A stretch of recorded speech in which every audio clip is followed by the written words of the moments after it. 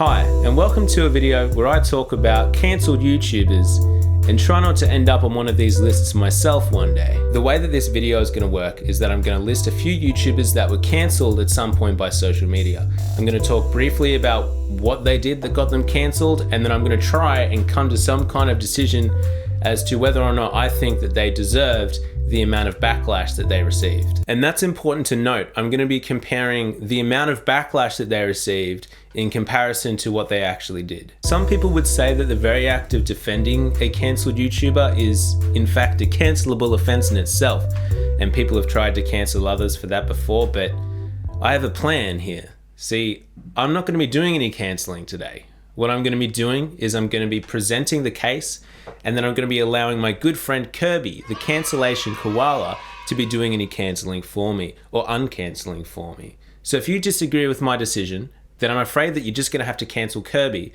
and not cancel me. The only other thing I'd like to quickly add before starting is that whenever I'm making a video like this, I like to wait for the dust to settle before commenting on how their cancelling is going. So what that means is I want to make sure that we've heard both sides of the story, and also that we've seen what has happened when that YouTuber has tried to come back from being cancelled. I think that's pretty important as well. So for example, the YouTuber that's in hot water right now, as of November 20th, which is this filming day, is Gus Johnson. But I can't comment on him because we haven't heard his side of the story yet, and we haven't seen what happens when he's tried to come back. Up first, we have the YouTuber ProJared. ProJared, real name Jared Lee Nabenbauer, is an OG of the YouTube game, making videos since 2006, typically game reviews and gameplay with a focus on retro gaming content. In 2019, ProJared announced that he and his wife, Heidi O'Farrell, were filing for divorce. Heidi came out on Twitter saying that Jared had been cheating on her with their mutual friend and YouTuber cosplayer person, Holly Conrad. Jared then claims that he and his wife Heidi were in a polyamorous relationship, so he started seeing Holly, but then at some point Heidi, his wife, changed her mind about the whole poly thing. Heidi has denied this. In wake of all this, word about his Tumblr account was coming to light. Apparently, ProJared was very openly running a Tumblr page to share and receive nudes between himself and consenting adult fans. This page wasn't a secret by any means, but the power imbalance was problematic, and two minors came forward claiming that Jared had sent and received explicit photos with them. Months pass and people are left to dwell on this news, and the ProJared channel is losing hundreds of thousands of subscribers. He stays silent for a few months. Eventually, Jared makes a video explaining that the Tumblr for exchanging nudes was always strictly for 18+ fans, and provided screenshots basically revealing the claims of the two ousters to be both unsubstantiated or just straight up lying about what happened. That's essentially the condensed timeline of what happened. A lot more people are familiar with the original allegations than the response video that ProJared made, "You've all been lied to," and as a result, a lot of people still associate the name ProJared with a child predator and CP producer. So I think I'll hand it over to the judging panel now. Kirby, the cancellation koala, do you think you could give us the verdict? Could you tell us what you think? Do you think that ProJared deserved the amount of backlash that he received? I think the answer is no, not really. The worst thing he did was set up the nude Tumblr for adult fans. There's just too much of a power imbalance, and it's easy for underage fans to just lie. They'd do anything to get their hero's attention. Thanks for that, Kirby, the cancellation koala. Let's move on to the next one. Up next, we have David Dobrik. David Dobrik came from the Vine platform, but unlike the wave of Viners that migrated to YouTube when Vine shut down, David was already almost 2 years into his vlog series by this time. Beginning the series in 2015, his fast-paced and high-budget style of videos featuring celebrities, high-grade stunts, and pranks saw him amass the 10 million subscriber mark in just 3 years. So, where did things go wrong for David Dobrik? A substantial part of Dobrik's success came from the antics of his friendship circle. Several members involved in his circle had left over time, and a few even came forward with allegations of what it was really like to work for David Dobrik. One in particular being Seth Francois, recounting a questionable prank on him in which he thought he was being asked to make out with Corinna Kopf for a video, with the twist being that she would be wearing an old man mask. However, they sneakily swapped her out with someone else in an old man mask, Jason Nash, who is basically a bit of an old man himself, and they made out. A lot. leaving Seth embarrassed and understandably upset about the whole deal when he found out afterwards. This was not helped by how pleased David Dobrik was about this prank, reminiscing fondly about how proud he was of this prank in particular years later.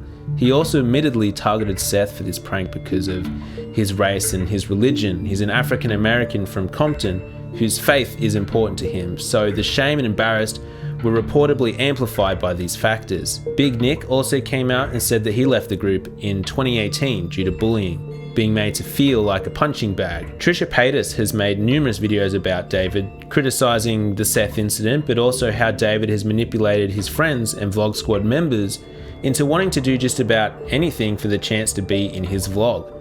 On occasions, this has also developed into getting fans involved in videos, the most infamous case of which being Dobrik filming and releasing a particular vlog involving his friend Dirty Dom and a group of girls that responded to an Instagram call out to be in a potential video. The video was to be about attempting to get the group of girls engage in a group physical activity with Dom. So David Dobrik, Dom, and some of the other Vlog Squad members have a bit of a party, which seemed to be more or less just sitting on couches and drinking and getting the girls as drunk as possible. And it's worth noting that the girls were under 21, so they were unable to buy the alcohol themselves. And while they were drinking of their own volition, they did say that they were also being given a lot of alcohol to drink, which in retrospect was just to get them as drunk as possible. Dom managed to get two girls to join him in a bedroom, and this is where things aren't filmed.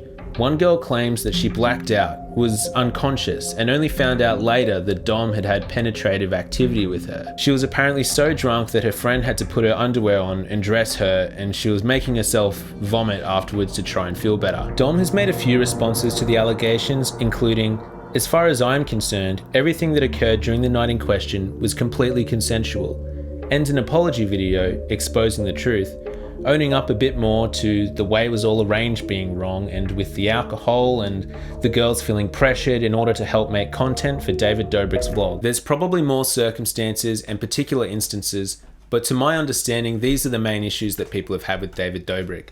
So, under these circumstances, let's talk about our verdict. Yeah, I think he does deserve the backlash he got. While David Dobrik himself was rarely directly involved in doing the bad things, I do take an issue with puppet masters. I also don't think his cancellation has been as severe or long-lasting as other people's. His subscriber and view count has decreased massively in comparison to prior statistics, but his new vlogs are still pulling in millions of views to mostly positive reception, showing that a substantial part of his fan base is still cool with David Dobrik. Up next is CallMeCarson, aka Carson King. CallMeCarson is known mostly for making funny Discord videos with his friends and some gaming content. Carson reached a peak of 3 million subscribers in August 2020, before a decline in early 2021, seeing him drop back in the 2 millions where he currently resides as of filming this video. Let's have a look at the cause for this decline. The first the public heard of this was through Keemstar's interview with Carson's friends Noah and Travis, who told us about Carson's admission to the Lunch Club group about what he'd been doing. This included conversations with sexual undertones with a couple of underage fans, culminating with the exchange of nude photography. Upon the release of this news to the wider social media, Carson was mostly condemned, but for a small minority of people.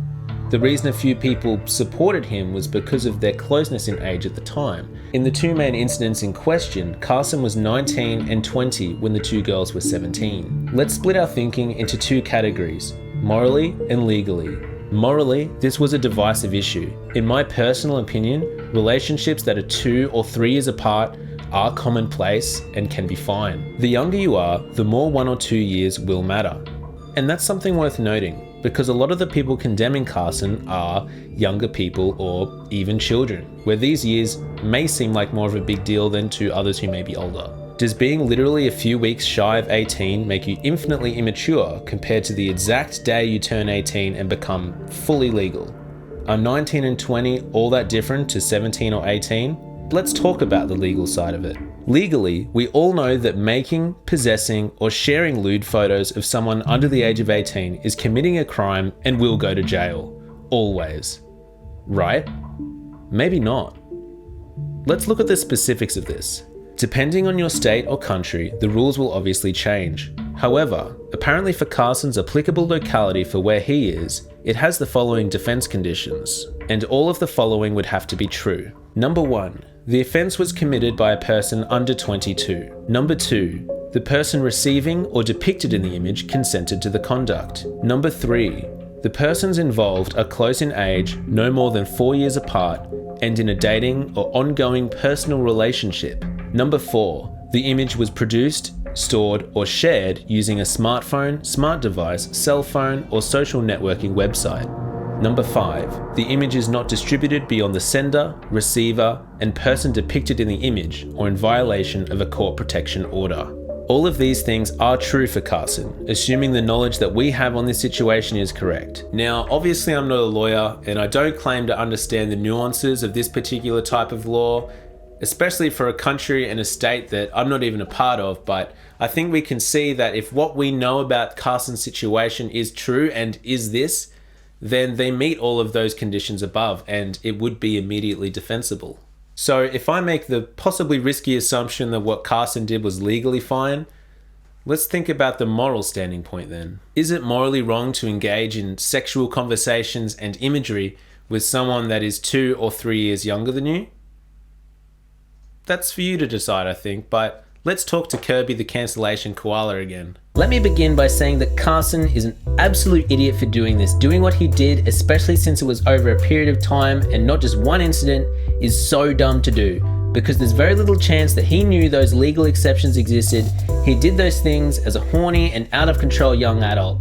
For all intents and purposes, he would have believed that what he was doing was just full-blown CP with full consequences, end of story, go to jail, do not pass go, do not collect $200. He is so lucky. That being said, most internet commenters and influencers have not engaged in much research and are assuming that CallMeCarson is as guilty and punishable as some of the worst offenders of this type of crime. But he's not. He's actually an innocent man in the eyes of the law, at least from what I've interpreted and what I understand.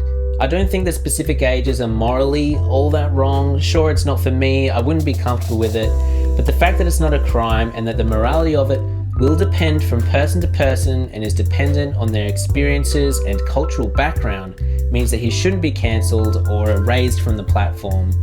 But he is an idiot for doing it. And with that concludes my video. Let me know if you agree or disagree with any of my points. I'm aware that some of them are quite contentious, but that was all this guy.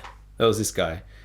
I'm aware that he may have just condoned the actions of 2 possible sexual misconduct cases and condemned one for not actually physically doing anything themselves, but just remember that it's comparing with the amount of backlash that they received. So David Dobrik didn't receive that much backlash compared to the other guys. That's why it's like that.